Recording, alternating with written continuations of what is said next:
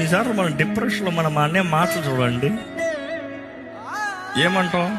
దేవా నాయన నమ్మి ఉన్నది నిండే ప్రభు అని చెప్పే వ్యక్తి, దేవుడు నన్ను పట్టించుకుంటలేదు, దేవుడు నన్ను మర్చిపోయాడు, దేవుడు అంటే ఇది లేదు, దేవుడు మనసు మార్చేసుకున్నాడు, దేవుడు కఠినస్తుడు అయిపోయాడు. దేవుడు హాని కోరే దేవుడు కాదు. నమ్ముతున్నారా? దేవుడు అంటున్నాడు, నీ పట్ల నేను మేలైన తలంపులే కలిగి ఉన్నాను కానీ కీడైనవి కాదు.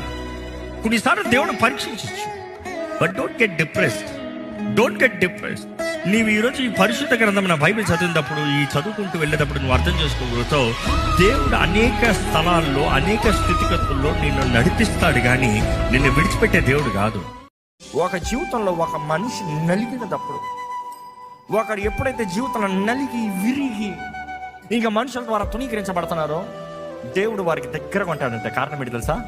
ఇదిగో లోకమంతా చెప్పింది నువ్వు పనికిరానోడివి, ఇదిగో లోకమంతా చెప్పింది నువ్వు చేతకానోడివి, ఇదిగో లోకమంతా చెప్పింది నీ బ్రతుకు ఎలాంటిది, నీ బ్రతుకు నా చేతులు అప్పు చెప్తావా? నేను చూపిస్తాను, నేను దేవుడిని ఎవరినో, నా శక్తి ఏంటో చూపిస్తాను, నేను ఏం చేయగలనో చూపిస్తాను, నేను ఒక మనిషిని ఎంతగా హెచ్చించగలనో చూపిస్తాను, ఒక మనిషి బ్రతుకుని ఎలాగ మార్చగలనో చూపిస్తాను, నా చేతులకు సమర్పించుకుంటావా? కానీ ఈ మనుషుడు ఏం చేస్తాడు తెలుసా? లేదు ప్రభా, నీకు తెలియదులే, నాకు తెలుసు, I know how to get out of this, I know how to do something. అందుకని చూడండి, అనేక సార్లు జీవితంలో ఫెయిల్యూర్ అనిపించిన వాడు, లోకం ద్వారా నీచంగా ఎంచబడిన వారు, లోకం ద్వారా తునీకరించబడిన వారు, వారు చేసే పనులు ఏంటి తెలుసా? తప్పు పైన తప్పు చేస్తారు. One broken relationship, next broken relationship, next broken relationship, next broken relationship, one wrong choice, again a wrong choice. నేను ఎందుకు ఇంత చదివి నాకు రాకపోతాం, నాకు ఎందుకు ఇలాగ వివాహమై ఇలాగ విఫలమవుతాం, లేకపోతే ఇలాంటి కార్యం జరిగి ఇలాంటి నష్టం జరుగుతాం, వై ఆల్ దిస్ అని రావచ్చు. దేవుడు ఉంటే నాకు ఎందుకు ఇది జరగాలి? జ్ఞాపకం చేసుకోండి, బైబిల్ చదివినప్పుడు నేను ఎప్పుడో ఒకటే చూసా, God dips, God crush, God breaks, but it's not a curse. వెర్రకొడతాం ఆశీర్వాదం, నలకొడతంలో వస్తుంది రసం, తైలాభిషేకం.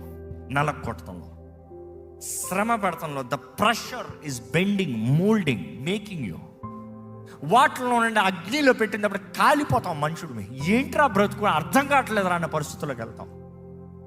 కానీ వాటిలో నుండి మేలైన బంగారంగా దేవుడు తీసుకొస్తాడంట, రిఫైన్డ్ గోల్డ్. చాలా బాధ వేసింది, ఏడుపు వచ్చింది. అర్జెంటుగా హిందీ నేర్చుకోవాలనుకుంటున్నా. వీధుల్లోకి వెళ్ళి కొంచెం ప్రేమను పంచుతూ, దేవుని గురించి మాట చెప్తూ, విశ్వాసాన్ని పంచుతూ, బట్టలు పంచుతూ, ఆహారాన్ని పంచుతూ, అవన్నీ చేస్తూ, ఫస్ట్ స్థలంకి వెళ్ళి బాగున్నారంటే ఇట్లా అచ్చా అచ్చా, ఊరే నువ్వు అచ్చా అంటావు, నేను బాగున్నా అంటావు, ఏంట్రా ఇది? ఇంక దాని వదిలి నాలుగు మాట రావట్లే.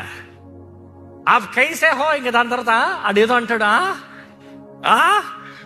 ఏమంటున్నాడయ్యా? దాని తర్వాత మన బ్రదర్ మోహన్ ఉంటే, ఇదిగో నేను తెలుగులో చెప్తా, నువ్వు హిందీలో చెప్పు, ఇంకిద్దరికిద్దరు, నేను ఒక మాట చెప్తావు, ఆయన ఒక మాట మళ్ళీ అనిపిస్తాం. మొత్తానికి ఇంకొక స్థలానికి వెళ్ళాం. మేము ఇక్కడికి ఎందుకు వచ్చామో తెలుసా అన్నాం. హ్యాపీ బర్త్డే టు యూ అన్నారు.